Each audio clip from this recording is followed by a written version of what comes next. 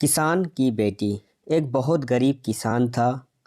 वह अपनी बेटी के साथ एक छोटी सी झोपड़ी में रहता था।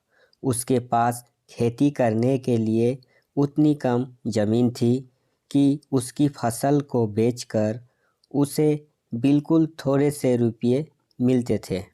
उन रुपयों से वे लोग ठीक से खाना भी नहीं खा पाते थे। वह राजा के पास अपनी समस्या लेकर आया। राजा दयालु थे। उन्होंने किसान को अपनी ज़मीन में से कुछ ज़मीन दे दी खेती करने के लिए। उन्होंने कहा, यह ज़मीन तो हमारी ही रहेगी, लेकिन उस पर उगने वाली फसल तुम्हारी होगी। किसान ने राजा को बहुत बहुत धन्यवाद दिया। एक दिन वह खेत की जुताई कर रहा था, तभी उसका हल किसी कठोर चीज़ से टकराया। उसने वहाँ खोदकर देखा तो उसे सोने की एक अखोली मिली। किसान ईमानदार था। उसने अपनी बेटी से कहा, हमें यह अखोली राजा के खेत से मिली है। जिसकी ज़मीन है उसी की यह अखोली भी है, इसीलिए हमको इसे राजा को लौटा देना चाहिए।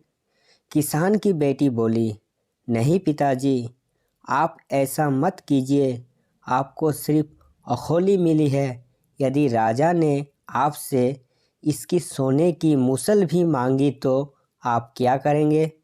आप इस अखोली को अपने ही पास रखिए। लेकिन किसान को यह बात ठीक नहीं लगी। वो बोला, जो चीज़ हमें मिली ही नहीं वो मांगने का राजा को कोई अधिकार नहीं है। वो राजा के पास अखोली लेकर पहुंचा, लेकिन दरबार में ठीक वैसा ही हुआ जैसा कि किसान की बेटी ने सोचा था।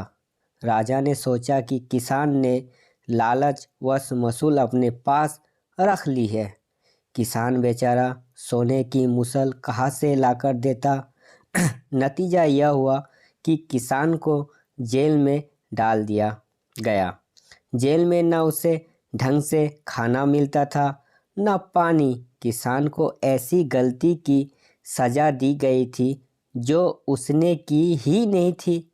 वह खाए पिए बिना निढाल हो गया। लेटे लेटे वह रोता रहता था और कहता था, बेटी की बात मानी होती, काश मैं अपनी बेटी की बात मानी होती। एक दिन राजा ने उसे ऐसा कहते हुए सुन लिया। उन्होंने किसान से पूछा कि वह ऐसा क्यों कह रहा है। तब किसान ने राजा को पूरी बात बताई। राजा को अपनी गलती का एहसास हुआ। किसान को तुरंत छोड़ दिया गया।